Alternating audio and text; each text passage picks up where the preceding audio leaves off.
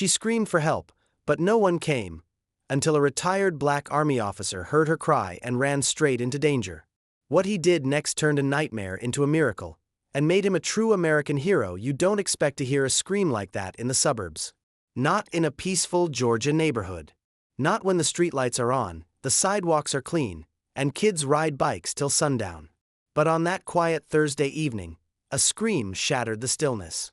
It was sharp, terrified, and desperate, the kind that stops your heart for a second. Major Thomas Reed, a retired black U.S. Army officer, was walking back to his car after grabbing a sandwich at the corner deli. He had served 3 decades in the Army, survived firefights in Iraq and Afghanistan, and buried more brothers in arms than he cared to count. He had earned his rest. But heroes don't get to pick when the world needs them. Thomas froze. His instincts fired. That scream, it wasn't just fear. It was pure survival. And it was coming from the alley just across the street. Without hesitation, Thomas sprinted toward the sound. At 62, his knees weren't what they used to be, but adrenaline erased the years. As he rounded the corner of the alley, he saw her, a teenage girl, no older than 16, pinned against the wall by a large man. One hand was over her mouth. The other was trying to undo her jeans. Thomas didn't speak. He acted. Like lightning, he grabbed the man by the collar, ripped him away from the girl, and threw him to the ground. The attacker barely had time to react before Thomas had his knee in his back and his arm twisted behind him. The girl, shaking and sobbing, collapsed onto the pavement. But she was alive, safe, unharmed. And the man who tried to hurt her? He wasn't going anywhere. The would-be rapist thrashed under Thomas's grip, spitting curses and threats. "You don't know who I am," he snarled. Thomas calmly replied, "You're a predator. That's all I need to know." With one hand still holding the man down, Thomas grabbed his phone and called 911. His voice was clear and steady, just like it had been during combat missions years ago. "This is Thomas Reed. I've apprehended a man attempting to assault a minor behind the Jackson Street deli. He's restrained. Send units now." Dispatch stayed on the line. Sirens wailed in the distance within minutes. The girl, Kayla, she later said her name was, curled up against the dumpster, sobbing into her hands. Her school backpack had been ripped, her clothes slightly torn, and her wrists bruised from struggling. Thomas knelt beside her, speaking gently. "You're safe now. I promise you. No one will hurt you." When the police arrived, they found the attacker still pinned, Thomas's boot on his shoulder blade. The man shouted, "He attacked me. This is assault." But Kayla's voice cut through his lies. "He tried to rape me. That man saved my life." Body cam footage would later show Thomas backing away slowly, hands raised, identifying himself as the caller. The officers moved quickly, arresting the attacker and wrapping Kayla in a police-issued blanket. One officer looked at Thomas and said, "Sir, you just stopped something horrible.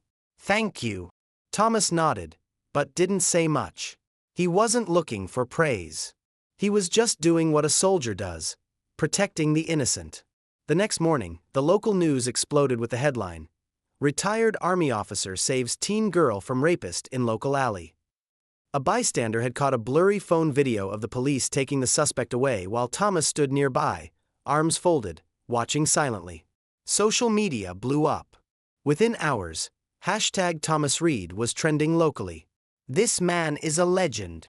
He served in the Army and still serves on the streets. Give this man a medal." Kayla's parents came forward, tearfully thanking Thomas during a press conference. Her mother could barely speak through the tears. "I don't know what would have happened if Mr. Reed wasn't there. He's not just a hero, he's our angel." When reporters asked Thomas for a statement, he kept it simple. "I didn't do it for recognition. I did it because that girl deserved a chance to live without trauma. I would have done it for anyone." The town mayor invited Thomas to City Hall, presenting him with a Medal of Civilian Valor, the first given in over a decade. Veterans groups rallied behind him, calling him a living example of what real service looks like. But through it all, Thomas remained humble. "Heroes don't wear capes," Sometimes they wear worn boots and carry decades of discipline. The man he stopped, who had a criminal history that slipped through the cracks, was charged with attempted rape, unlawful restraint, and assault on a minor.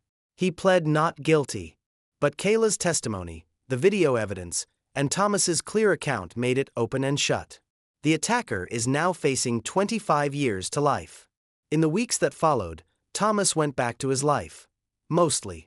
He resumed his volunteer work at the local veterans center, taught self-defense at a local community hall, and kept walking the same streets he'd always known. But now, strangers stopped him to shake his hand. Kids called him Captain America. Kayla's family invited him to dinner every Sunday. Kayla, once traumatized and withdrawn, began to smile again.